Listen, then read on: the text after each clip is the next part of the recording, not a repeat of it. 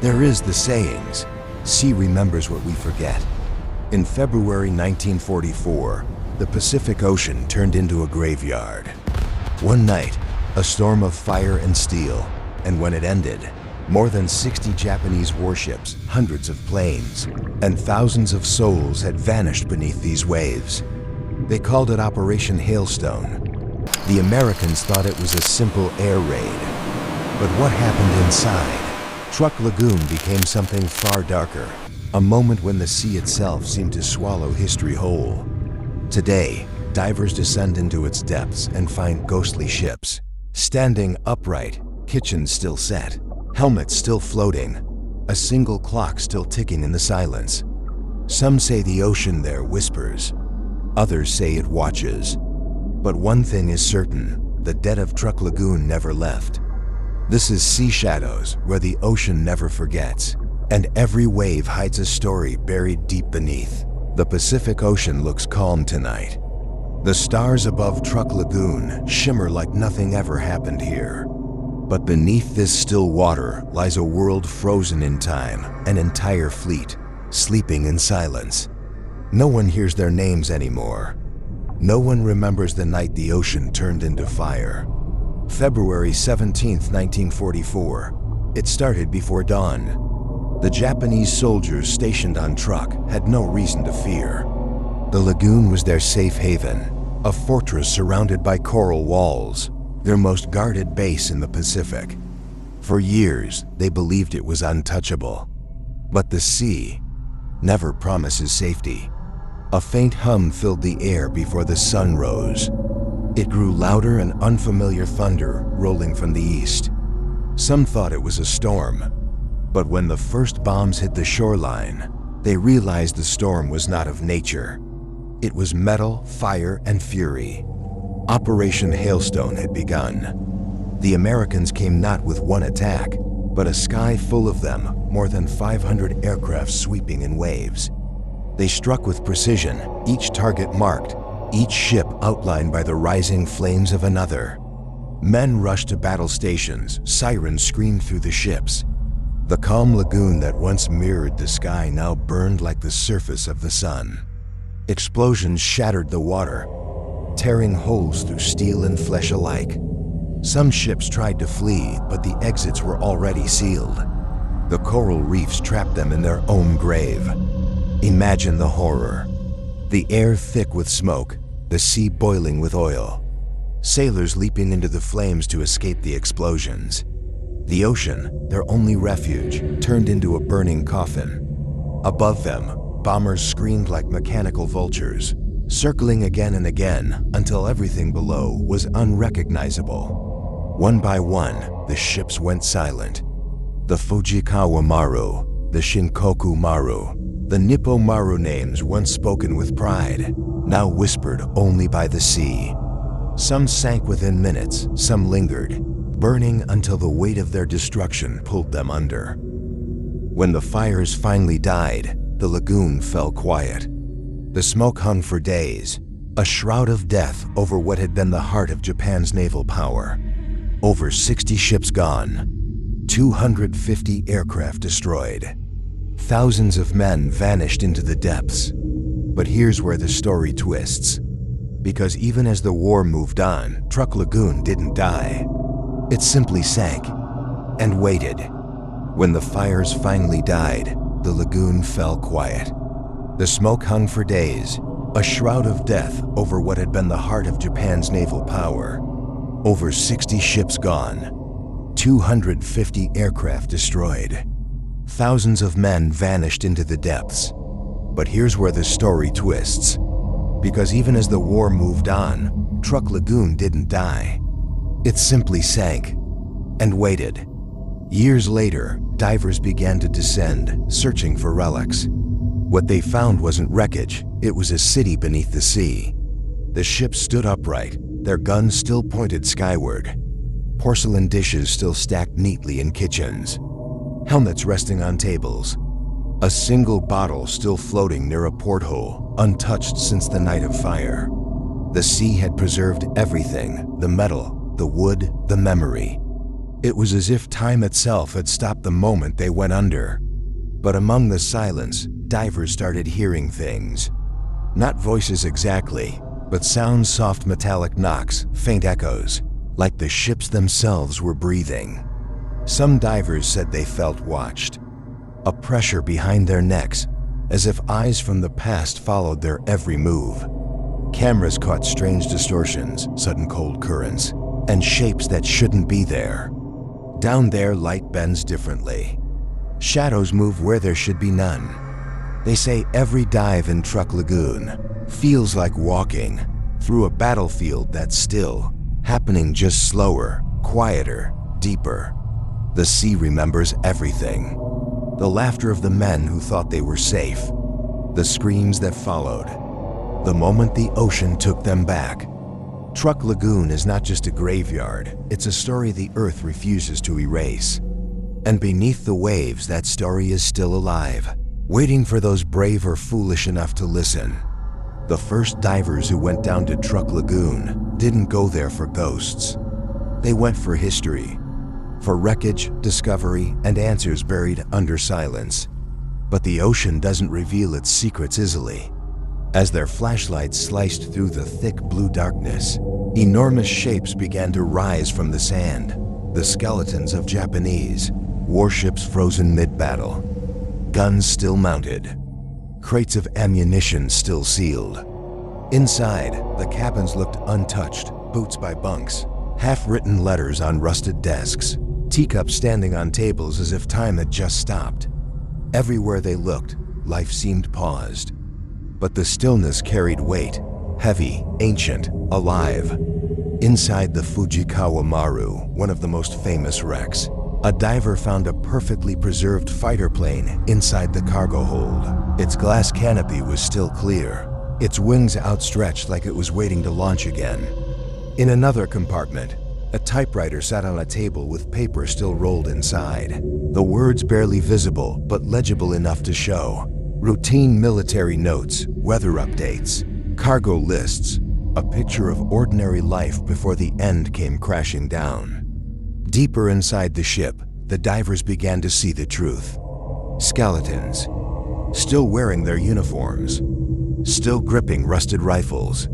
Time had stopped, but their final moments were written everywhere. A gas mask hanging mid-air, a helmet cracked beside a bulkhead, a hand frozen on a ladder that led nowhere. One diver surfaced shaking, eyes wide, unable to speak. When he finally did, his voice was trembling. He said, "They're still down there, waiting." Some called it exhaustion. Others said it was imagination. But every diver who returned said they felt something below, not danger, but presence. A quiet awareness in the water. The creaking of metal sounded like whispers. The slow movement of sand looked like something shifting. One diver followed what he thought was a glimmer of reflected light through a hallway. It flickered like glass catching sunlight. When he reached the end, there was no reflection, only a single helmet suspended mid-water, turning slowly to face him. He rose to the surface in silence, refusing to go back down again. That's how the name changed. Truk Lagoon became the Ghost Fleet. Even now, more than 70 years later, divers who go there describe the same feeling, that the place is alive, breathing through the wrecks. The ships have become coral reefs, swallowed by life and memory. But the inside of each hull still feels untouched, trapped in that moment of destruction. It's one of the most haunting underwater graveyards on Earth. Hundreds of ships, planes, and thousands of souls frozen beneath the waves. And when divers resurface, they all say one thing: you don't bring anything back from Truk Lagoon. The sea keeps what it takes, always. Beneath the calm turquoise waters of Micronesia, the sun shines softly over a surface that gives away nothing. No screams, no smoke, no sound of falling steel. But a few meters below lies a world that time has sealed. The remains of one of the most devastating air assaults of World War II. The Japanese fleet once anchored here in Truk Lagoon. A proud naval fortress, a moving city of ships and soldiers. Now it sleeps in silence, its empire crumbled, and its ghosts resting on the ocean floor. The divers who first descended had no idea what they were stepping into. Their lights cut through the blue, slow and cautious, illuminating the forgotten bones of history. The outlines of colossal ships appeared like underwater, cathedrals, walls of rusted iron, deck guns covered in coral, and anchor chains draped like vines. There was beauty here, but it wasn't peaceful beauty. It was the beauty of tragedy, of stillness after destruction. As one diver entered the Fujikawa Maru, he said it felt like walking through time. The corridors were narrow, echoing with his breathing and the faint hum of the sea.